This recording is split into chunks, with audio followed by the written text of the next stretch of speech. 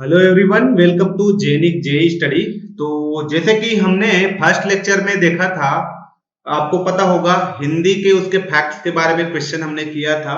Then second chapter में हमने वर्णमाला देखा, अल्फाबेट के बारे में पढ़ा, वहां पे हर चीज हमने देखा क्या क्या होता है। आज हम लोग थर्ड चैप्टर में, ये एक्चुअली थर्ड चैप्टर है, यहाँ पे मैं 2 लिख दिया हूँ, ये एक्चुअली थर्ड चैप्टर है। थर्ड चैप्टर में हम लोग यहाँ पे देखेंगे शब्द भेद, ठीक है, जिसका पूरा नाम हम लोग बोल सकते हैं काइंड्स ऑफ वर्ड्स, राइट, ये देखेंगे। तो ये आपका थर्ड चैप्टर, इसको आप थर्ड चैप्टर कर लेंगे यहाँ पे, ये चैप्टर नंबर 3। चलिए मैं लिख देता हूं यहाँ पे ये, राइट, ओके। तो इसमें शब्द भेद हम लोग देखेंगे, हेडिंग डाल लीजिए शब्द भेद। क्या होता है शब्द भेद, समझते हैं। तो चलिए सबसे पहले ना मैं स्टार्ट करता हूँ शब्द भेद में क्या क्या पढ़ाई करना है अपने को शब्द भेद में, वो सब मैं स्टार्ट करता हूँ वहां से, ठीक है। तो यहाँ पे हम लोग पढ़ाई करेंगे, अभी स्टडी करेंगे इस चैप्टर में। सबसे पहले मैं आपको बताऊंगा कि कुछ बेसिक डेफिनेशन होते हैं, जैसे कि मैं यहाँ पे आपको बताना चाहूँ तो फर्स्ट आपके पास होता है, लिख लीजिए आप, अक्षर, ठीक है। क्या होता है आपको पता है क्या, अक्षर किसको कहते हैं, इसके बारे में हम लोग देखेंगे। सेकेंड, यहां पे आपको देखने को मिलेगा शब्द क्या होता है, अक्षर, शब्द, ये छोटे छोटे चीज को मैं डील करूंगा, ठीक है। यहां से मैं डील करते हुए आगे की ओर जाऊंगा। थर्ड, शब्दों का वर्गीकरण करेंगे, फिर शब्द क्या होता है जब समझ में आ जाएगा तो हम लोग शब्दों का वर्गीकरण करेंगे कि कितने टाइप का होता है।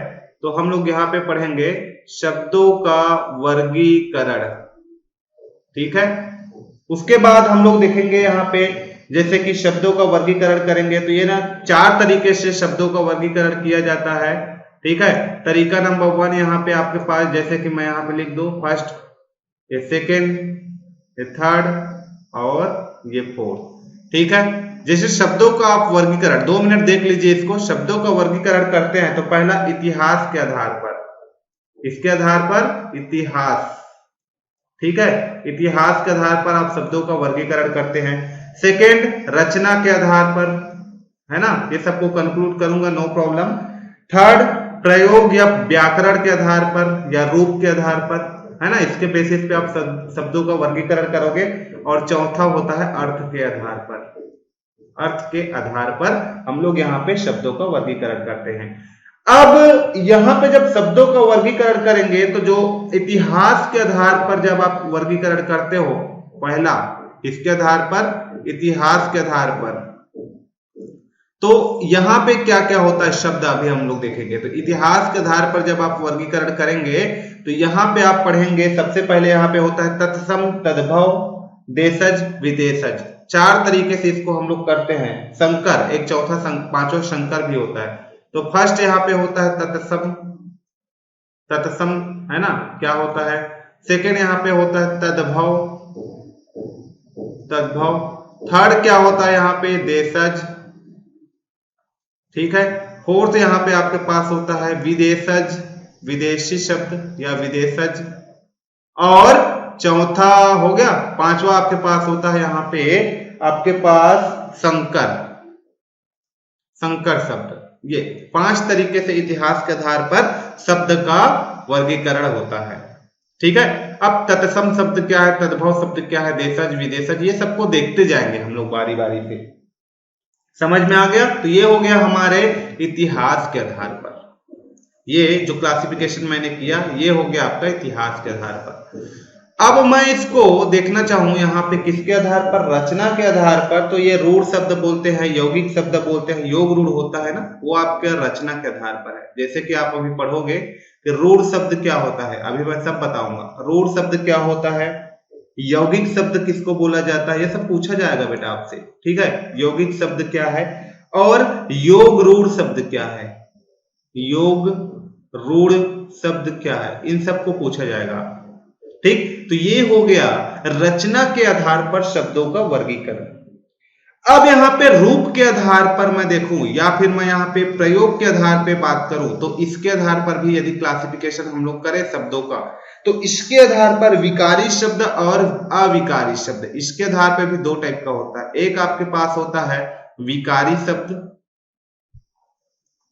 विकारी शब्द, और एक आपके पास होता है अविकारी शब्द, अविकारी शब्द। ठीक है, ये इसको प्रयोग के आधार पर ऐसे हम लोग क्लासिफिकेशन करते हैं। और अर्थ के आधार पर सबसे इंपॉर्टेंट पॉइंट आपके पास होता है, अर्थ के आधार पर भी आप शब्दों का क्लासिफिकेशन करते हैं। जैसे कि ये हो गया अर्थ, मैं यहाँ पे इसको यहाँ ले लेता हूं। ठीक है, yellow colour is not good, ये ठीक नहीं है, तो दूसरा कलर हम लोग यहाँ पे चूज कर लेते हैं, ये डार्क। ठीक, तो अर्थ के आधार पर आप शब्दों का वर्गीकरण करते हैं। तो जैसे आप पढ़ते हो ना, एकार्थी शब्द, पहला यहाँ पे ले लेता हूं मैं, एकार्थी, जिसका एक अर्थ हो। ठीक है, ऐसे शब्द जिसका एक ही अर्थ हो, एकार्थी, सबको एग्जाम्पल हम लोग देखेंगे अभी। दूसरा समानार्थी, समानार्थी शब्द आप पढ़ते हो, जिसके समान अर्थ, बहुत सारे समान अर्थ होते हैं। ठीक है, और एक आपके पास अनेकार्थी समानार्थी शब्द, उसके समान अर्थ और अनेकार्थी शब्द। ठीक है, और एक आपके पास होता है अनेकार्थी शब्द, एक आपके पास होता है विपरीतार्थी, विपरीत, पर्यायवाची वगैरह जो पढ़ते वही है विपरीतार्थी, विपरीत शब्द। सिनोनिम्स, एंटोनिम्स के नाम में इसको पढ़ते हो। समानार्थी शब्द, अनेकार्थी शब्द, विपरीतार्थी शब्द, एकार्थी शब्द, ये सब पर्यायवाची शब्द जो पढ़ते हो हिंदी में वही है ना, ये सब। आप यहाँ पे विपरीत शब्द जो पढ़ते हो, अपोजिट वर्ड, ये सब वही है, सिनोनिम्स, एंटोनिम्स, ये तो यहीं से सब चीज आता है ना, ये सब चीज हम लोग यहीं से पढ़ते हैं। ठीक है, ये सब अर्थ के आधार पर शब्दों का वर्गीकरण है। तो शब्दों का वर्गीकरण चार तरीके से हमने किया, एक इतिहास के आधार पर, एक रचना के आधार पर, एक प्रयोग के आधार पर, एक अर्थ के आधार पर। अब इन सबको हम लोग बारी बारी से पढ़ते जाएंगे। तो ये हो गया हमारा आज का सिलेबस जो हमको यहाँ पे स्टडी करना है। क्लियर हो गया? अब चलिए यहाँ पे चीजों को हम लोग धीरे धीरे एक्सप्लेन करते जाएंगे, है ना। हर एक चीज को हम लोग इस 1 घंटे के वीडियो में पढ़ने वाले हैं। तो फर्स्ट मैं यहाँ पे लूं, सबसे पहले तो आपको मैं यहाँ पे बताता हूं कि ये जो लिखा हुआ है अक्षर, ये क्या है, इसको अक्षर बोलते हैं। ठीक है, सबसे पहले हम लोग इसी को डिफाइन करते हैं कि अक्षर क्या है, ये अक्षर क्या है। तो अक्षर वह ध्वनि या ध्वनि का समूह है जिसका उच्चारण एक सांस या एक प्रयत्न में होता है, अक्षर कहलाता है। जैसे अपने आप में कहलाता एक अक्षर है, अपने आप में सांस एक अक्षर है, अपने आप में एक अक्षर है, अपने आप में उच्चारण एक अक्षर है, अपने आप में जिसका एक अक्षर है, ये सब अक्षर है। तो वह ध्वनि या ध्वनि का समूह जिसका उच्चारण एक सांस या फिर एक प्रयत्न में होता है, अक्षर कहलाता है। समझ में आ गया? ठीक है, तो एक या एक से अधिक अक्षरों से बनी हुई स्वतंत्र सार्थक ध्वनि को शब्द कहते हैं। शब्द क्या है बताइए मुझे, शब्द क्या है? तो ऐसे अक्षरों से मिलकर के जो बनी हुई स्वतंत्र सार्थक ध्वनि को हम लोग क्या बोलते हैं? शब्द। तो शब्द एक या अधिक वर्णों से बनी हुई स्वतंत्र सार्थक ध्वनि को शब्द कहते हैं। समझ में आया? या किसी निश्चित अर्थ को प्रकट करने वाले वर्णों के समूह को भी हम शब्द कहते हैं। एक निश्चित अर्थ को प्रकट करे, ऐसे वर्णों के समूह को हम लोग क्या बोलते हैं? ऐसे वर्णों के समूह को हम लोग शब्द बोलते हैं। समझ में आ गया? ये होता है शब्द। ठीक है, अब इसमें हम लोग जैसे देखा कि रूढ़ शब्द क्या होता है। रूढ़ शब्द अभी एक आया था ना, रूढ़ शब्द। यदि आप रचना के आधार पर उसका क्लासिफिकेशन करते हैं, शब्दों का रचना के आधार पर, रचना के आधार पर यदि आप उसको क्लासिफिकेशन करते हैं तो ये आपके क्या होता है? रूढ़ शब्द, है ना। रचना के आधार पर एक रूढ़ शब्द होता है, दूसरा यौगिक शब्द होता है और तीसरा योग रूढ़ शब्द होता है। ठीक है, तो ये सब चीज को हम लोग देखते हैं। ठीक, तो रचना के आधार पर जैसे कि रूढ़ शब्द, रूढ़ शब्द क्या है मुझे बताइए। अब किस शब्द को रूढ़ शब्द बोलते हैं? जो शब्द एक अर्थ विशेष या वस्तु विशेष के लिए प्रयुक्त हो या जो अपने मूल रूप में व्यवहार में लाए जाए, उसको हम लोग रूढ़ शब्द कहते हैं। जैसे पेन, कुर्सी, पुल आदि, फूल आदि, ये कुर्सी कहते हैं। जैसे कुर्सी, कुर्सी कहते ही हमारे दिमाग में 4 पांव वाली एक चीज आ जाती है। पेन कहते ही ये लिखने वाला जो हम लोग यूज करते हैं वो हमारे दिमाग में आ जाता है ना। तो ये सब चीज अपने आप में एक रूढ़ शब्द है, जो एक अर्थ विशेष या वस्तु विशेष के लिए प्रयुक्त होता है। ऐसे शब्दों को हम लोग क्या बोलते हैं? यहाँ पे रूढ़ शब्द कहते हैं। या फिर दूसरे शब्दों में आप समझ लीजिए रूढ़ शब्द क्या होता है। रूढ़ शब्द जिन शब्दों के सार्थक खंड ना हो, जिन शब्दों के सार्थक खंड ना हो उसको हम लोग क्या बोलते हैं, रूढ़ शब्द कहते हैं।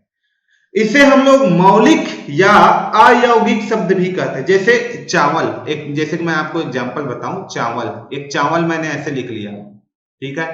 अब मैं चावल को ऐसे लिख दूं तो चावल को चा प्लस वल, तो चा का कोई मतलब है, कोई मीनिंग नहीं है, कोई इसका कोई अर्थ निकल रहा है, कोई अर्थ नहीं निकल रहा है। वल का भी कोई अर्थ निकल रहा है, नहीं निकल रहा है। या मैं इसको ऐसे लिख दो चाव प्लस ला, फिर भी इसका कोई अर्थ नहीं निकल रहा है ना। तो ये जो शब्द आया, ये जो शब्द आया, ये रूढ़ शब्द नहीं है। रूढ़ शब्द मतलब उसका एक मीनिंग होना चाहिए। तो जिन शब्दों के सार्थक खंड ना हो सके और जो अन्य शब्दों के मेल से ना बने हो उन्हें रूढ़ शब्द कहते हैं, ठीक है। इसे मौलिक या अयौगिक शब्द भी कहते हैं। जैसे चावल शब्द, चावल शब्द का यदि हम खंड करेंगे तो चा प्लस वल या फिर चाव प्लस ला, तो ये निरर्थक खंड होंगे, निरर्थक जिसका कोई अर्थ ना हो। समझ में आ रहा है? ऐसे शब्द को निरर्थक शब्द बोलेंगे, ठीक, समझ में आ गया?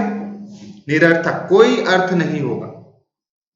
क्लियर? आई थिंक इतना आपको समझ में आ गया होगा कि ये रूढ़ शब्द क्या होती है।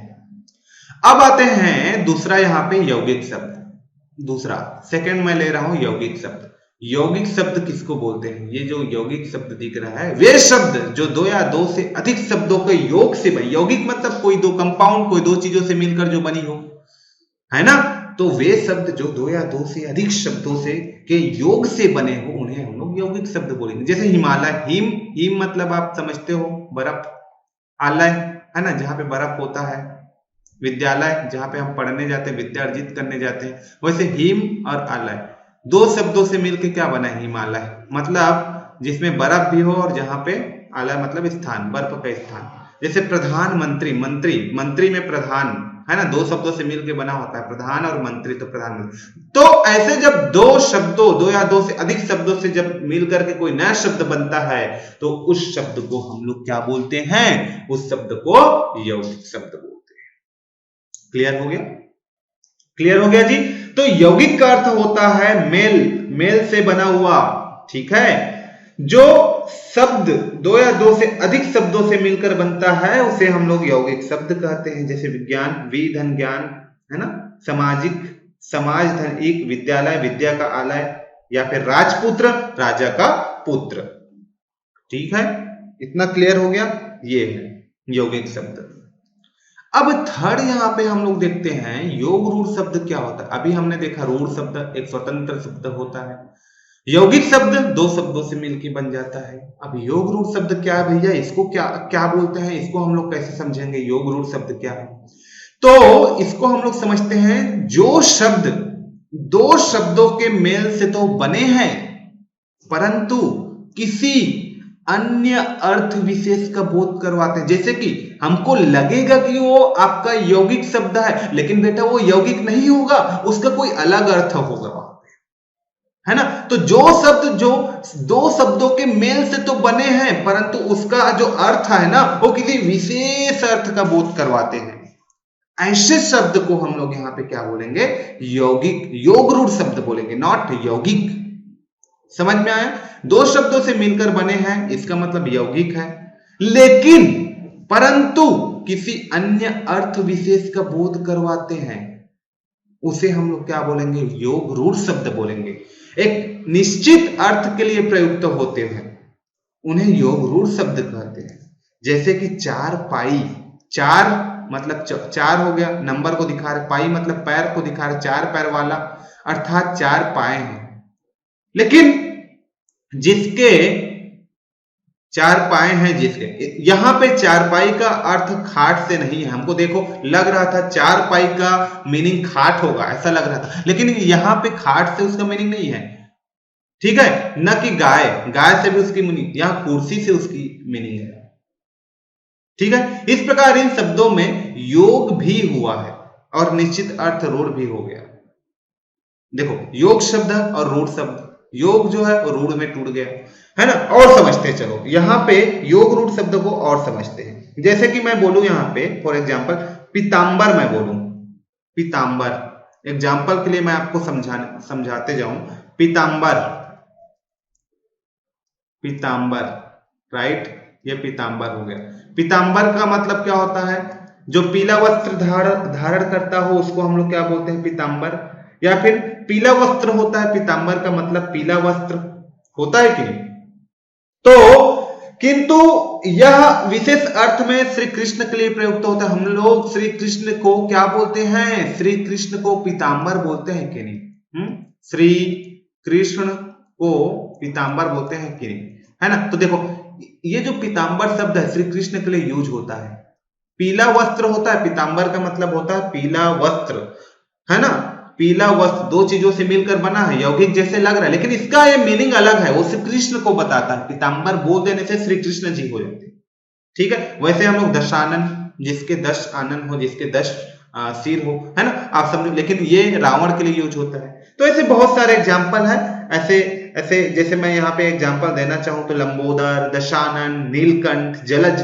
जलज, जलज मतलब कमल के लिए यूज होता है। जलज, जल में रहने वाला जलज, है ना। जल से जन्मा, जलज मतलब जल से जन्मा, ठीक है। ये सब चीज तो दो चीजों से मिलकर बना है, लेकिन किसी विशेष अर्थ के लिए प्रयुक्त होता हो ना, तो उसको हम लोग क्या बोलते हैं? योग रूढ़। योग भी होता हो और रूढ़ शब्द भी हो।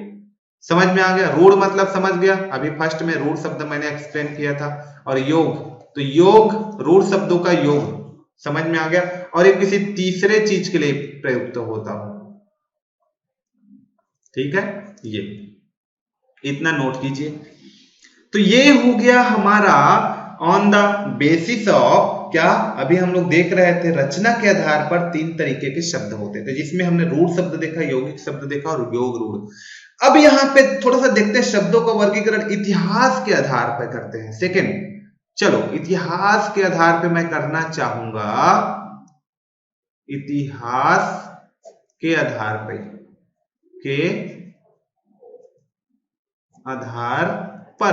तो ये जो है 4-5 तरीके का भी मैंने किया था, तत्सम, तद्भव, देशज, विदेशज और संकर शब्द। अब देखो यहाँ पे तत्सम शब्द क्या होता है? तत्सम शब्द क्या होता है? तत्सम शब्द को आपको समझना है। तो जो शब्द संस्कृत से ज्यों के त्यों ले लिए गए हो उन्हें हम लोग तत्सम शब्द कहते हैं। प्रायः संस्कृत के शब्द को हम लोग तत्सम शब्द कहते हैं। क्लियर हो गया? तो जो शब्द संस्कृत से ज्यों का त्यों ले लिया गया हो ऐसे शब्द को हम लोग क्या बोलते हैं? ऐसे शब्द को हम लोग तत्सम शब्द कहते हैं। क्लियर हो गया? ये होता है हमारे पास तत्सम शब्द। तद्भव शब्द, संस्कृत से आए शब्दों से उत्पन्न हुए शब्द, जैसे तत्सम शब्द भूमि तत्सम है, प्रथम तत्सम है, राष्ट्र तत्सम संस्कृत शब्द है, सब आदि ये सब तत्सम है। और तद्भव, संस्कृत से आए हुए शब्दों से उत्पन्न हुए शब्द को हम लोग तद्भव, संस्कृत से शब्द तो आया है लेकिन उससे थोड़ा बिगड़ गया हो उसको हम लोग क्या बोलते हैं? तद्भव शब्द कहते हैं। अर्थात जिन्हें हिंदी की प्रकृति के अनुरूप ढाल लिया गया, जैसे काम। Genic Prime is the new features by Genic Education where you will get 450 plus video series questions explanation, Prime Facebook group for doubt solving, assignments, live sessions and many more. If you are interested then visit website and join quickly. For any query call on 9837933283. बरस, माँ, ये शब्द, ये सारे क्या है? हमारे तत्भव शब्द है जो तत्सम से आए हुए हैं। ऐसे शब्द को हम लोग क्या बोलते हैं? तद्भव शब्द कहते हैं। समझ में आ गया? उसके बाद देशज, विदेशज, ये सब भी होते हैं तत्सम तद्भव के बाद। देशज, विदेशज, तो ये सब को भी हम लोग अभी एक्सप्लेन करेंगे कि होता क्या है ना। उसके बाद हम लोग यहाँ पे, अब यहां पे आता है आपका विदेशी शब्द, आगत या विदेशी शब्द। देशज भी देखेंगे अभी, देशी शब्द। उससे पहले हम लोग देख लेते हैं विदेशी शब्द। तो विदेशी शब्द की मैं बात करूं तो जो शब्द किसी दूसरी भाषा से स्वीकार कर लिए गए हो उसको हम लोग विदेशी शब्द, विदेश के शब्द को विदेशी शब्द, इसको तो ज्यादा समझाने की जरूरत नहीं है। विदेशी शब्द जिसको विदेश से ज्यों का त्यों ले लिया गया हो, है ना, उसको विदेशी शब्द। अब विदेशी शब्द जो होता है ना, वो उसको आगत या विदेशज भी बोलते हैं। जैसे कि अरबी, फारसी, अंग्रेजी, तुर्की, पुर्तगाली, ये सब क्या है बेटा, ये सब विदेशज शब्द है। अंग्रेजी, फारसी, तुर्की, पुर्तगाली, ये सारे विदेशज शब्द हैं। समझ में आ गया। जैसे कि कैंची, कैंची कहाँ का है, तुर्की है कि कहाँ क्या है, सब हम लोग देखेंगे क्वेश्चन में, है ना। बटन, तोप, कागज, ये सारे शब्द जो है विदेशी है। कुछ तो ज्यों के त्यों ले लिए गए, जैसे कागज, ऑफिस आदि को। कुछ को हिंदी के प्रकृति के अनुरूप ढाल लिया गया, जैसे जमीन, त्रासदी आदि, ये सब। ठीक है, तो ये सारे को हम लोग लेते हैं विदेशज शब्द में। देशी शब्द किसे कहते हैं, जैसे कि देशी शब्द स्थानीय बोलियों या उपभाषाओं से आए क्षेत्रीय शब्द। स्थानीय बोलियों, जैसे कि मैं छत्तीसगढ़ में हूं तो यहाँ छत्तीसगढ़ ही चलता है ना। मैं मान लो कहीं और चला गया, महाराष्ट्र चल गया मराठी, उड़ीसा चला गया उड़िया, बंगाल चला गया बांग्ला। तो ये सारे शब्द क्या है, देशी शब्द कहलाते हैं। जो स्थानीय बोलियों या उपभाषाओं से आए क्षेत्रीय शब्द देशी या फिर देशज शब्द कहे जाते हैं। समझ में आ गया। जैसे कि ढूंढना, खाट, इस टाइप का शब्द। ठीक है, तो इन सब का कोई उपाय नहीं है बेटा, इन सबको 2 बार 3 बार बहुत सारे क्वेश्चन को पढ़ना पड़ता है और समझना पड़ता है। ये कैसे याद रहेगा आप बताओ। मैं ढूंढना बोल दूंगा तो आपको ये तो आपको हिंदी टाइप का लगेगा, आप बता पाओगे कि ये देशज है क्या है ना। तो थोड़ा सा ये सबको थोड़ा ना आपको एक बार पढ़ना पड़ता है, जब पढ़ोगे तो प्रैक्टिस होता है। सबका कोई ट्रिक नहीं होता एक्चुअली। ठीक है, एक चीज और इसमें 5वां नंबर का संकर शब्द, मैंने बोला था संकर शब्द। ठीक है, तो संकर शब्द क्या है, जैसा कि नाम से ही स्पष्ट हो गया है कि संकर 2 भाषाओं के मिश्रण से बने शब्द जो होता है वो संकर होता है। जैसे कि रेलगाड़ी, इसमें 2 चीज मिला हुआ, एक रेल भी और एक गाड़ी भी। जैसे कि रेलगाड़ी में रेल अंग्रेजी भाषा है, रेलगाड़ी में जो रेल लिखे हैं वो आपका इंग्लिश लैंग्वेज है। समझ में आ गया। और गाड़ी हिंदी है। तो ऐसे 2 अलग अलग चीजों से मिलकर जब बनता है उसको हम लोग संकर शब्द कहते हैं। ठीक है, ओके। जांच करता, जांच ये हिंदी शब्द है और कर्ता संस्कृत शब्द है। कर्ता ने कर्म को कारण से पढ़ते हो ना, तो ये आपका जो संस्कृत है ये हिंदी है। तो ऐसे 2 अलग अलग शब्दों से जो मिलके बनता है, 2 अलग अलग मतलब शब्दों से जो मिलके बनता है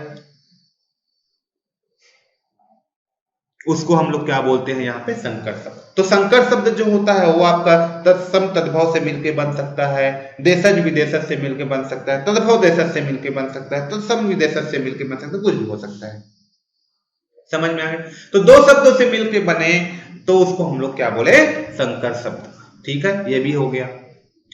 अगला व्याकरणीय प्रकार के आधार पर शब्द भेद, व्याकरणीय के आधार पे। तो अभी हमने इसको देखा था ना, व्याकरण के आधार पे। जैसे मैंने आपको बताया था यहाँ पे व्याकरण के आधार पे जैसे हम लोग इसका क्लासिफिकेशन करें तो ये कितने टाइप का होता है, विकारी या विकारीय, इस टाइप से अभी देखेंगे। तो विकारी शब्द और व्याकरण के आधार पे हमने किया था। तो रूप के आधार पर या तो फिर व्याकरण के आधार पे। ठीक है, रूप के आधार पर, तो रूप के आधार पर मैंने आपको ऊपर बताया है तो लिख देता हूं। चलो, रूप के आधार पर, तो रूप के आधार पर यहां पे हम लोग देखें तो शब्द के निम्नलिखित 8 भेद होते हैं। ठीक है, यदि हम लोग इसको डिटेल में अभी देखेंगे तो 8 भेद होते हैं। जैसे संज्ञा क्या होता है, ठीक है, और सर्वनाम क्या है, विशेषण क्या है, क्रिया क्या है, जिसको आप पढ़ते हो नाउन, प्रोनाउन, एडजेक्टिव, वर्ब, है ना, ऐसे करके पढ़ते हो ना, एडवर्ब। ठीक है, तो ये सब चीज है। समुच्चय बोधक, क्रिया विशेषण, प्रोवर्ब, ये सब पढ़ते हो ना, संबंध बोधक और विस्मयादि बोधक। ये टोटल ना आपके पास व्याकरण के आधार पर शब्द के जो भेद होते हैं वो 8 भेद होते हैं रूप के आधार पर। तो उपर्युक्त 8 प्रकार के शब्दों को विकार की दृष्टि से 2 भागों में बांटा जाता है। एक 4 इसमें से विकारी शब्द होता है और 4 अविकारी शब्द होता है। 4 विकारी शब्द होता है और 4 जो होता है वो क्या होता है, आपके पास अविकारी शब्द होता है। अब आपको ये समझ में नहीं आ रहा होगा कि विकारी शब्द क्या है और अविकारी शब्द क्या है। ये इसको समझना इंपॉर्टेंट है यदि आप पढ़ रहे हो। ठीक है, मैं तो बोल दिया विकारी शब्द अविकारी शब्द, बट आपको समझ में आ रहा है क्या? नहीं आ रहा है। तो विकारी शब्द किसको बोलते हैं? वे शब्द जिनमें लिंग वचन व कारक के आधार पर मूल शब्द का रूपांतरण हो जाता है। लिख लीजिए, विकारी शब्द वे शब्द होते हैं जिनमें लिंग वचन व कारक के आधार पर मूल शब्द का रूपांतरण हो जाता है, विकारी शब्द कहलाते हैं। जैसे लड़का पढ़ रहा है, लिंग परिवर्तन करोगे तो लड़की पढ़ रही है हो जाएगा। लड़का दौड़ रहा है, वचन को परिवर्तन कर दो, इसका लिंग वचन अभी मैं बताऊंगा लिंग क्या होता है, जेंडर क्या है, नंबर क्या है सब। जैसे लड़के दौड़ रहे हैं, लड़के के लिए आम लाओ, जैसे कारक को मैं परिवर्तन कर दिया, लड़कों के लिए आम लाओ, तो ये ऐसे शब्द को हम लोग विकारी शब्द। तो विकारी शब्द क्या हुआ? वे शब्द जिनमें लिंग वचन व कारक के आधार पर मूल शब्द का रूपांतरण हो जाता है, ऐसे शब्द को हम लोग विकारी शब्द बोलते हैं। और अविकारी शब्द क्या होता है? यदि मैं यहाँ पे बताना चाहूं, जिन शब्दों का प्रयोग मूल रूप में होता है और लिंग वचन व कारक के आधार पर उनमें कोई परिवर्तन नहीं होता, उसको हम लोग अविकारी शब्द कहते हैं। फॉर एग्जाम्पल अविकारी शब्द कहते हैं, जैसे इसमें आता है समुच्चय बोधक, क्रिया विशेषण, संबंध बोधक, विस्मयादि बोधक, ये सब आता है। ठीक है, समझ में आ गया? ये सब चीज क्या क्या है हम लोग डिटेल में देखेंगे अभी, कि ये संबंध बोधक क्या है, ये क्या है, वो क्या है, सब चीज के बारे में डिटेल में आपको बताऊंगा, नो प्रॉब्लम। अभी आप इतना बेसिक देखिए, ठीक है। तो शब्द रचना के अंतर्गत महत्वपूर्ण अध्याय।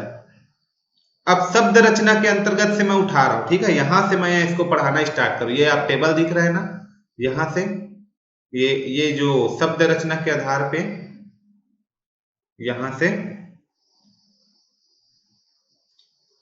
ये टेबल, यहां से हम लोग पढ़ेंगे अभी शब्द रचना के अंतर। एक बार इसको हम लोग चलो रिवीजन कर लेते हैं। शब्द भेद एक दृष्टि में अभी हम लोग देख लेते हैं। अभी तक हमने शब्द भेद देख रहे थे, तो इसको भी देख लेते हैं शब्द भेद यहां से। अब सार्थक शब्द, ऐसे शब्द जिसका मीनिंग निकलता हो उसको सार्थक, और ऐसे शब्द जो मीनिंगलेस हो उसको हम लोग क्या बोलेंगे? निरर्थक। तो सार्थक शब्द जो था रचना के आधार पे हम लोग ने स्टार्ट किया था पढ़ना, है ना। उसके बाद उत्पत्ति के आधार पे हमने देखा, पहला रचना के आधार पे, सेकंड हम लोग लिख लेते हैं उत्पत्ति के आधार पे, थर्ड हम लोग लिख लेते हैं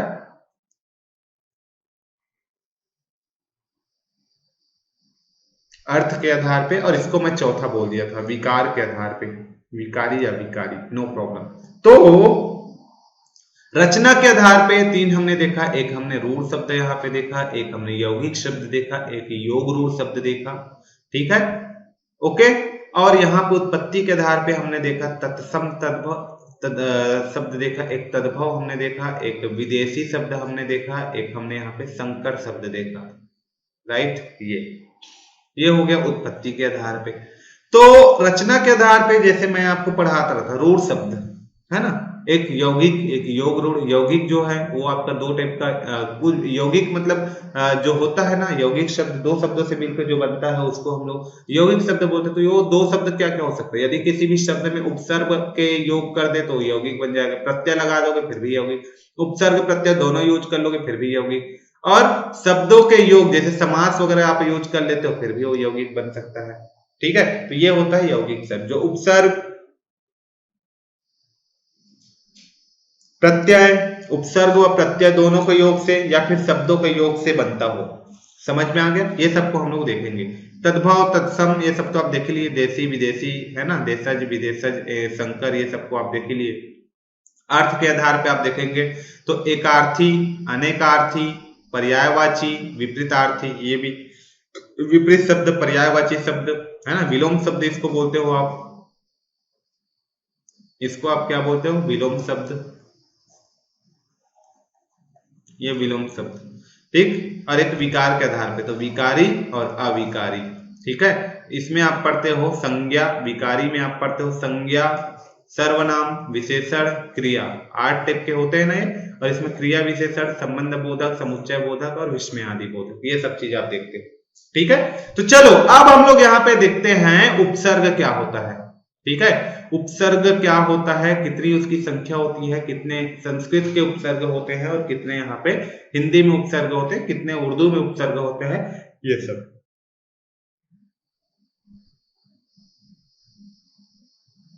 ठीक है। तो सबसे पहले देख लेते हैं उपसर्ग को स्टार्ट करने से पहले उपसर्ग की परिभाषा क्या होता है। तो उपसर्ग वे शब्दांश जो किसी शब्द के आरंभ में लगता है, जैसे कि कोई मैं यहाँ पे कोई शब्द है, जैसे कि ये राम लिखा हूं, मान लो इसके सामने में कुछ लग गया तो इसको मैं उपसर्ग, और पीछे लग गया तो उसको प्रत्यय, उपसर्ग, ठीक है। और ये प्रत्यय पीछे लग गया तो प्रत्यय, आगे लग गया तो उपसर्ग, ठीक है। तो उपसर्ग की परिभाषा क्या है? वे शब्दांश जो किसी शब्द के आरंभ में लगकर उनके अर्थ में विशेषता ला देते हैं, उसके अर्थ में विशेषता ला देते हैं अथवा उसके अर्थ को बदल देते हैं, उसको हम लोग उपसर्ग कहते हैं। जैसे पराक्रम है ना, पराजय, पराभव, पराधीन, पराभूत, परा सब में लगा है सामने, ये सब उपसर्ग है। उपसर्ग का क्या काम होता है, कार्य क्या होता है? तो शब्द के अर्थ में कोई अंतर नहीं ला पाते, शब्द के मूल अर्थ को उल्टा कर देते हैं, शब्द के मूल अर्थ में एक नवीन विशेषता ला देते हैं, ठीक है। तो ये काम होता है आपके उपसर्ग का। अब हम लोग यहां पे देखते हैं कि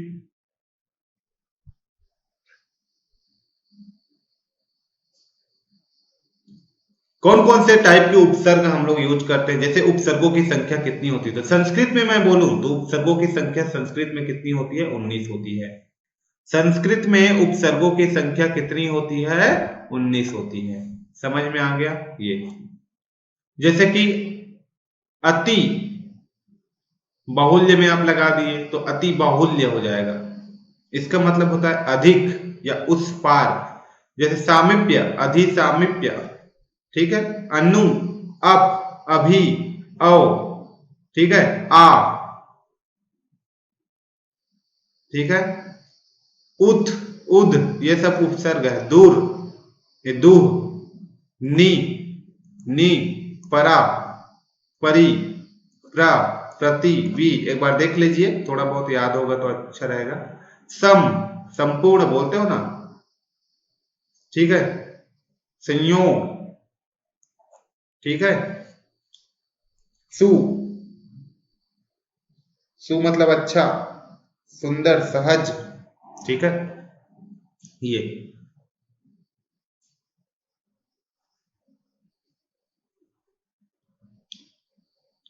अब यहां पे हम लोग देखते हैं हिंदी उपसर्ग। हिंदी में कितने उपसर्ग होते हैं? उपसर्गों की संख्या 10 होती है, तो इसको नोट कीजिए, वेरी इंपॉर्टेंट पॉइंट है। हिंदी में उपसर्गों की संख्या कितनी होती है? 10 होती है। और संस्कृत में कितनी थी? यहां पे संस्कृत में कितनी थी? 19, ठीक है। और हिंदी में कितनी होती है? 10। वेरी इंपॉर्टेंट, उपसर्गों की संख्या भी पूछा जा सकता है, ठीक है।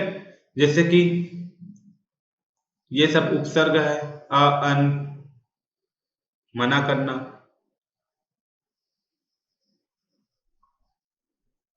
अध, उन, ये सब उपसर्ग है ना। ये औ, दु, नी, बिन, भर, उ, सु, ये सब यूज करेंगे तो आपको समझ में आएगा, ठीक है। हिंदी में कुछ व्याकरण लेखक का और सा क्रमशः 9वें और 10वें कु एवं के विकार को अलग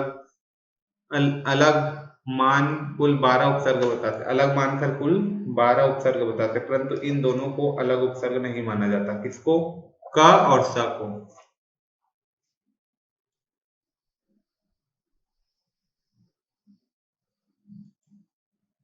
कुछ यहाँ पे आपका उपसर्ग उर्दू उपसर्ग भी है, ठीक है। आप देख सकते हैं यहाँ पे उर्दू, ये उर्दू, ओके, ये सब देख लीजिए, ये सब, ओके। अब देखो प्रत्यय, प्रत्यय क्या होता है पहले जान लीजिए। प्रत्यय क्या होता है पहले यहाँ पे जान लीजिए, फिर हम लोग अगला पढ़ते हैं, है ना। प्रत्यय क्या होता है? तो प्रत्यय की परिभाषा, प्रत्यय क्या है? प्रत्यय की व्युत्पत्ति, प्रत्यय की व्युत्पत्ति है प्रति प्लस अय, है ना। प्रत्यय, ठीक है, मतलब प्रत्यय अर्थात बाद में चलने या लगने वाला, ठीक है, जो शब्दांश शब्दों के अंत में लगकर उनके अर्थ को बदल दे। जो शब्दों के अर्थ के अंत में लगेगा उसको हम लोग प्रत्यय, और शब्दों के अर्थ के मतलब शब्दों के शुरुआत में लगेगा उसको हम लोग उपसर्ग,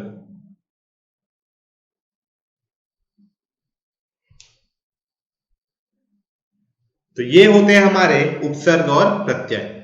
ठीक है, प्रत्यय अविकारी शब्दांश है जो बाद में जोड़े जाते हैं। जैसे लिख शब्द में आवट, लिखावट हो गया, तो आवट क्या था, यहाँ पे प्रत्यय था। तो प्रत्यय के जुड़ने से अधूरे शब्द पूरे हो जाते हैं। प्रत्यय का विधान धातु से होता है। ठीक है, ये सब चीज आपको देखने को यहाँ पे मिलेगा। प्रत्यय से जैसे कि सब्जी, प्रत्यय लगा दो वाला तो सब्जी वाला हो जाएगा। तो मूल शब्द क्या है, सब्जी है, प्रत्यय क्या है इसका, वाला है ना, और इससे क्या बन गया फिर, सब्जी वाला। ठीक, तो ये सब चीज आपको आना चाहिए। अब क्या क्या प्रत्यय होता है, तद्धित प्रत्यय, कृत प्रत्यय, तो कृदंत, ये सब चलता है। उतना ज्यादा डिटेलिंग हम लोग नहीं करेंगे अभी। तो कृतवाचक ऊन, संबंधवाचक तद्धित, गणनावाचक से हो सकता है, सादृश्य, भाव, गुण, ये सब स्थान, स्त्रीवाचक कुछ भी हो सकता है। ठीक है, ये सब देख लीजिए। शब्द रचना, वाक्य रचना, अर्थ हम लोग अभी देख रहे थे, तो उसको एक बार और पढ़ लेते हैं। स्वर युक्त व्यंजन है, अक्षर क्या है, स्वर युक्त व्यंजन है, शब्द क्या है, निश्चित अर्थ को प्रकट करने वाले वर्ण समूह को शब्द कहते हैं। शब्द के कितने भेद, 8 भेद होते हैं शब्द के। किताब घर कैसा शब्द है, किताब घर दो चीजों से मिलकर बना है, एक तो किताब एक घर, है ना। तो किताब घर का मतलब क्या है, जहाँ किताब होता हो मतलब संकर है ना, एक अलग से चीजों को जहाँ पे मीनिंग बता रहा है, इसलिए वो संकर है ना। तहसीलदार, ये भी किसी के पोस्ट को बता रहा है, ये भी संकर है ना। खनखन कैसा है, ध्वनि आ रहा है खनखन में, तो इसलिए ध्वनात्मक। ठीक है, ऐसे क्वेश्चंस आपको करना है। रिक्शा संबंधित है, रिक्शा क्या है, रिक्शा जापानी लैंग्वेज है, ये आपको भी देखना है टाइप लैंग्वेज कहाँ से है। बेगम तुर्की से है, बेगम, दरोगा, चाकू, ये सब तुर्की है। हिमालय कैसा शब्द है, तो यौगिक शब्द है। पीताम्बर जैसे भी बताया था, पंचानन व रावण, ये सब कैसे समास रूढ़ है ना।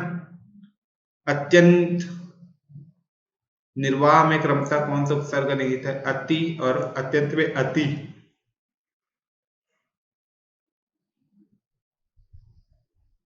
एंड निर्वाह में निर।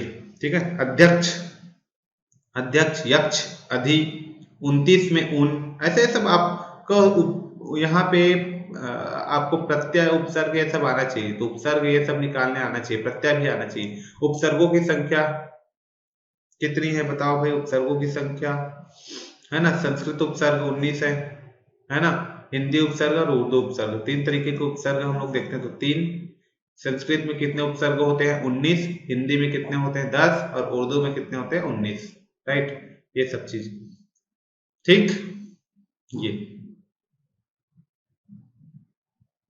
और ये प्रत्यय को भी आपको देखना है। कृतवाचक, कृदंत, जिस प्रत्यय से बने शब्दों से कर्ता का बोध हो, कर्ता का बोध हो, कृदंत। जो प्रत्यय संज्ञा, सर्वनाम, विशेषण के अंत में लगकर उन्हें नए शब्द बनाते हो, तद्धित प्रत्यय। ये एक सब एक बार पढ़िए आप लोग, ठीक है, ये सबको। अर्थानुसार वाक्य 8, ओके।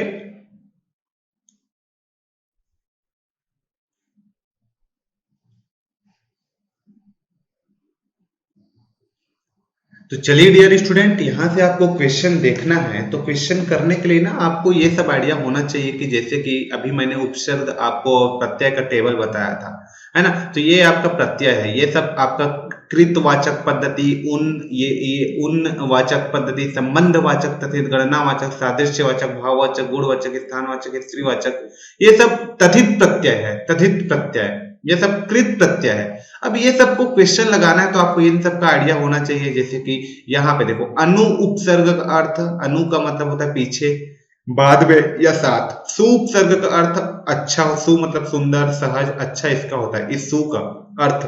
बा संबंधित है उर्दू उपसर्ग से, अध उपसर्ग संबंधित है हिंदी से। लुटेरा, ठकुराइन में क्रमशः प्रत्यय है एरा का और उसमें आइन का, है ना, जैसे पीछे लगा हुआ है प्रत्यय देखो, एरा और आइन। तो इसलिए ना आपको टेबल को पढ़ना पड़ेगा यदि आपको क्वेश्चन इस टाइप का प्रैक्टिस करना है। ठीक है, जो प्रत्यय धातुओं के अंत में लगते हैं वो कृत प्रत्यय होता है, और जिस प्रत्यय से बने शब्दों से, जिस प्रत्यय से बने शब्दों से कर्ता का बोध हो वो कृतवाचक कृदंत हो, कृदंत प्रत्यय होगा। और जो प्रत्यय संज्ञा सर्वनाम विशेषण के अंत में लगकर उन्हें नए शब्द बनाते हैं उसे हम लोग तद्धित प्रत्यय बोलते हैं। ये तद्धित प्रत्यय, तो ये सब तद्धित प्रत्यय है जो संज्ञा सर्वनाम विशेषण के अंत में लगकर उन्हें नए शब्द बनाते हैं, उन्हें हम लोग तद्धित प्रत्यय बोलते हैं। और जिससे समता का बोध हो उसको हम लोग क्या बोलते हैं, सादृश्यवाचक तद्धित प्रत्यय। उपसर्ग के अन्य नाम है आदि प्रत्यय, व्युत्पत्ति मूलक प्रत्यय, रचनात्मक प्रत्यय। ये सब जैसे बचपन, गर्मी, गरीबी, दिखावा, ये सब बचपन मतलब क्या, भाव को दिखा रहा है, गर्मी मतलब भाव, गरीबी मतलब भाव, दिखावा मतलब ये भाववाचक तद्धित है। मानव, दानव, यादव, ये सब क्या है, संबंधवाचक तद्धित प्रत्यय है। पढ़ने वाला, दिखने वाला, लड़ाका, ये कृत काम करने वाला चीज आ गया तो कृत। जैसे सुनार, लुहार, कहार, चमार, है ना, ये काम है तो कृत, है ना, ये सब आ गया कृतवाचक। समझ में आ गया। और कुछ मिलनसार, चालबाज, मेज पोस्ट में क्रमशः प्रत्यय की मैं बात करूं तो मिलनसार, सार में पीछे लगा है तो ये देखो प्रत्यय सार। इसमें चालबाज, बाज प्रत्यय, इसमें मेज पोष, पोष प्रत्यय, ऐसे। तो अर्थानुसार वाक्य कितने हैं, 8 है। ठीक है, वो अभी पढ़े थे। जिस वाक्य में किसी बात का होना पाया जाए वो विधानार्थक वाक्य है, और जिस वाक्य से प्रश्नात्मक भाव प्रकट हो उसको हम लोग प्रश्नार्थक वाक्य बोलते हैं, और जिस वाक्य से संकेत का प्रकट हो उसको हम लोग क्या बोलते हैं, संकेतार्थक वाक्य। जैसे वाह, विस्मयादि, यहाँ पे लग गई है, विस्मयादि बोलते हैं इसको। ठीक है। वाक्य के प्रमुख खंड है उद्देश्य व विधेय। रचनानुसार वाक्य के भेद, 3 भेद होता है, साधारण वाक्य, संयुक्त वाक्य और मिश्र वाक्य। जैसे पूजा गाना गा रही है, यह कैसा वाक्य है, साधारण वाक्य है। पूजा पढ़ती है और कोचिंग भी पढ़ाती है, यह कैसा वाक्य, संयुक्त है। पढ़ती भी है पढ़ाती भी, तो और आ गया, 2 चीजों को जोड़ रही है ये, है ना, आप पढ़ते हो इंग्लिश में, वही चीज है ये। ठीक, तो ये क्या है आपका संयुक्त वाक्य है। ठीक है, तो ये सब के बारे में हम लोग यहाँ पे स्टडी करते रहते हैं। और देखो, जो मोबाइल मेज पर रखी है वह पूजा को पुरस्कार स्वरूप मिली है, ये विशेषता को बता रहा है कि पुरस्कार से मिला है वो मोबाइल, है ना, तो विशेषण उपवाक्य हुआ। जो, जब जब, कि, इसलिए पर और तथा शब्द, ये सब संयोजक है। कनेक्टर जो बोलते हो ना आप इंग्लिश में, वो है। संज्ञा सर्वनाम विशेषण क्रिया शब्द है, एडवर्ब, ये सब संज्ञा सर्वनाम विशेषण, ये सब क्रिया शब्द है, विकारी शब्द। ठीक है। समुच्चय बोधक, ये सब अविकारी है। क्रिया बोधक, संबंध बोधक, विस्मयादि, ये शब्द अविकारी है, ये भी आप स्टार्टिंग में देखे हो। शब्द भाषा की कैसी इकाई है, शब्द जो है वो भाषा की कैसी इकाई है, स्वतंत्र और सार्थक है। समानता शब्द के कितने प्रकार होते हैं, तो सामान्यता शब्द के 2 प्रकार होते हैं। ठीक है, शब्द के 2 प्रकार अभी हम लोग क्लासिफिकेशन किए थे ना, वहां पे विकारी या अविकारी, है ना, तो ये। अब इसी के बेसिस पे आपको क्वेश्चन लगाना है। जैसे उपसर्ग, तो इससे पहले आप उपसर्ग, जैसे आप यहाँ पे देखेंगे तो ये सब उपसर्ग है, अति, अधि, अनु, अप, ये सब उपसर्ग, ये सब पहले लगता है। उत, है ना, अप, दु, ये सब उपसर्ग है। जैसे क्वेश्चन आप करेंगे, कुछ क्वेश्चन प्रैक्टिस बहुत सारा, तो ये आइडिया हो जाएगा आपको। ठीक है, जैसे कि देखो यूपीपीएससी मेंस में आया हुआ है 1998 में, है ना, तो यहाँ पे आपको पूछा गया है कि यहाँ पे उपसर्ग है, सदाचार में उपसर्ग है, सदाचार, सत, सार, है ना, सत, आओ तो होगा नहीं, आ तो हो नहीं। अच्छा, आप उपसर्ग पूछे तो सिंपल सी बात है, पहले ही लगेगा, पीछे तो लगे नहीं, तो 4 बार तो ये सब आएगा नहीं, है ना, तो ये आएगा सत। ठीक है, समझ में आया। अत्याधुनिक में उपसर्ग है, अब पहले लगेगा, आ तो लग रहा है यहाँ पे, अति, अत्याधुनिक में अति है तो अति, देखो अधि, धा तो नहीं है, ता है ना यहाँ पे, तो अति, ऐसे करके आप बनाना सीखिए। उसके बाद समादर व संरक्षण में उपसर्ग है, समादर व संरक्षण में उपसर्ग, ये उपसर्ग पूछे तो पहले कुछ लगा होगा, देखो समादर, सम, आदर, 2 चीजों से मिलकर बना है सम, आदर, है ना, तो संधि वगैरह पढ़ लोगे तो ये सब इजी हो जाएगा। ठीक है। प्रत्युपकार, प्रतिदिन, व प्रत्युपदेश में कौन सा उपसर्ग है, कार, प्रतिदिन, प्रति, प्र वाला सब चीज आ रहा है, इसका मतलब प्रति, ये। ठीक है। अध्यक्ष व अधिष्ठाता में उपसर्ग है, अध्यक्ष, यक्ष में अध्यक्ष, ऐसा कुछ जुड़ा हुआ है, अधि जुड़ा हुआ है, तो संधि पढ़ने के बाद इजी हो जाएगा ये सब चीज। ठीक है। निम्नलिखित शब्दों में उपसर्ग पहचानिए, अभ्यास, अभिमुख, अभियान, सब में अभी दिख रहा है ना, इसका मतलब क्या है, ये उपसर्ग क्या होगा, अभी होगा। ठीक है। नी, परी, उन उपसर्ग से संबंधित शब्द पहचान, किसमें नी है बताओ मुझे, निबंध में नी है, परी देखो परिजन में है, और उन 29 में उन लगा हुआ है, तो ये आएगा। क्लियर। उसी के अनुसार अति, उपसर्ग, ये सब का अति क्या है, उपसर्ग अर्थ। अति किसमें, अति मतलब इसका अर्थ क्या होता है, अति मतलब अधिक, अति करना, है ना, अधिक, ये सब पहचानना सीखिए। ऐसे क्वेश्चन आया हुआ है, देखिए आपके सारे एग्जाम्स में। निम्नलिखित में से कौन सा शब्द अरबी फारसी उपसर्ग युक्त नहीं है? ठीक है, अरबी फारसी उपसर्ग युक्त नहीं है। देखो हम सफर, ये तो फारस, हम सफर, बेधड़क, ये सब थोड़ा अलग लग रहा है। नाकामी, ये सब उर्दू टाइप का, अरबी टाइप का लग रहा है ना। समवाय ये नहीं है। ठीक है, ऐसे करके आपको प्रैक्टिस करोगे तो हो जाएगा, मुझे खुद याद नहीं है सब। ठीक है, हिंदी उपसर्ग युक्त शब्द नहीं है। इसमें से कौन में हिंदी उपसर्ग प्रयोग नहीं हुआ है, बताइए मुझे। कपूत हिंदी, 49 उन, उपमा ऊ, अवान ये हिंदी नहीं है। अवान थोड़ा अलग शब्द लग रहा है, अरबी टाइप का लग रहा है, फारसी टाइप का, है ना। संस्कृत उपसर्ग युक्त शब्द नहीं है। अब सब याद रहेगा तब आपको। अनुजीवी संस्कृत, प्रकट संस्कृत, अपशब्द संस्कृत, अनुजीवी संस्कृत, लाचार, लाचार उधर का अरबी भाषा, फारसी भाषा है ना, ये सब। तो ऐसे आप पढ़ोगे ना बहुत सारा, तो आइडिया हो जाएगा। ठीक है, तो चलिए इस वीडियो में इतने ही करते हैं। ऐसे क्वेश्चन का प्रैक्टिस करते रहिए और अच्छे से पढ़ते रहिए। ठीक है, आपको सब चीज क्लियर हो जाएगा। ये सब क्वेश्चन आप लगाते चाहिए। जैसे सदाचार में उपसर्ग है, सदाचार में कौन सा क्या पहले लगा है, सदाचार, चार या अचार और चार तो आएगा नहीं, अभी देखे थे इसको, है ना, ये तो ही हो गया। ठीक है, क्वेश्चन अभी जो लिया था रिपीटेड है। ठीक, तो खंडहर, लुटेरा शब्द में कौन सा प्रत्यय है, खंडहर। प्रत्यय मतलब पीछे लगता है, तो खंडहर, हर लगा है। देखो लुटेरा में एरा है, तो हर और एरा ऐसे पूछे जाते हैं। देखो यूपीएससी में पूछे, समझ में आ गया। रेलगाड़ी शब्द क्या है, तद्भव है, तत्सम है, देशज विदेशज। रेल मतलब इंग्लिश है, गाड़ी मतलब हिंदी है, तो क्या हुआ, ये संकर शब्द हुआ, बताया था इसके बारे में भी। संस्कार शब्द में उपसर्ग, संस्कार, संस ये लगा हुआ है, सम उपसर्ग होता है ना, तो ये स्टेप का। वकील किस भाषा का शब्द, देखो वकील जो है यहाँ का आपका अरबी भाषा है, अरब का भाषा है वकील, ये सब पढ़ना पड़ेगा आपको। ठीक है, संकर शब्द का अर्थ मैंने बताया था, दो भाषाओं के शब्दों से मिलकर बना शब्द को संकर बोलते हैं। ऐसे भी क्वेश्चन पूछा जाता है। जैसे कि अलमारी किस विदेशी भाषा शब्द है, अलमारी ये कहाँ का है, पुर्तगाल का है ना। तो पुर्तगाली, फ्रांसीसी, अंग्रेजी, डच ये सब बुक में दिया रहता है, आप पढ़ सकते हो। ठीक है, पांडव शब्द में कैसा प्रत्यय है, प्रत्यय मतलब जो पीछे लगता है। अब पांडव मतलब क्या को दिखा रहा है, पांडव मतलब एक प्रकार से तद्धित प्रत्यय है ना। पांडव मतलब एक किसको दिखा रहा है, तद्धित का मैंने वहां पे आपको बताया था क्या मीनिंग होता है। ठीक है, रिक्शा शब्द कैसा है, रिक्शा कहाँ का है, ये आता है जापानी है, रिक्शा है ना, जापानी शब्द है रिक्शा। जिन शब्दों की व्युत्पत्ति का पता नहीं चलता उन्हें हम लोग क्या बोलते हैं, व्युत्पत्ति कहाँ से हुआ है उसकी पता नहीं चलता, देशज लोकल लैंग्वेज होता है। ठीक है, ठीक, तो ये सब करना भाई आप लोग। योग रूढ़ शब्द कौन है, योग रूढ़ स्टार्टिंग में मैंने आपको समझाया है योग रूढ़ शब्द क्या होता है। जैसे दशानन, योग रूढ़, रूढ़ और योग दोनों से मिलकर बनता है। दशानन मतलब रावण होता है, तो ये तीसरी अर्थ को इंगित करता है, यही दशानन होगा। निम्नलिखित में से योग रूढ़ शब्द है, इसमें से बताओ। पंकज, कमल, जिसके बारे में हमने बात किया था। ठीक, निम्नलिखित शब्दों में से योग रूढ़ शब्द कौन सा है, ये बताओ। चक्रपाणी, चक्र को धारण किया हुआ, तीसरा मीनिंग बता रहा है ना। ऐसे टाइप का क्वेश्चन आपका आता है जो आपको यहाँ पे प्रैक्टिस करना है। राइट, क्लियर है जी। ठीक, उच्चारण में उपसर्ग उच्चारण होता है, तो ये है ना। घुड़सवार शब्द में क्या है, घुड़सवार दो शब्द से मिलकर बना हुआ है ना, घुड़सवार यौगिक शब्द हुआ, घोड़ा का सवार है ना, घोड़े पे सवार। ठीक है, ऐसे का क्या होता है, पहचाना है। रिपोर्टाज, ठीक है, ये क्या है, फ्रांसीसी, फ्रांस का है रिपोर्टाज। कारतूस, ता टाइप का फ्रांसीसी में जाता है। जैसे यहाँ पे देखो फ्रेंच, कारतूस कहाँ का, फ्रेंच है। ठीक, तो इसका कोई ट्रिक नहीं है, आपको पढ़ना है बस एक बार। ठीक, अभिशाप में क्या है, ये सब क्वेश्चन आप कर लीजिएगा। ओके,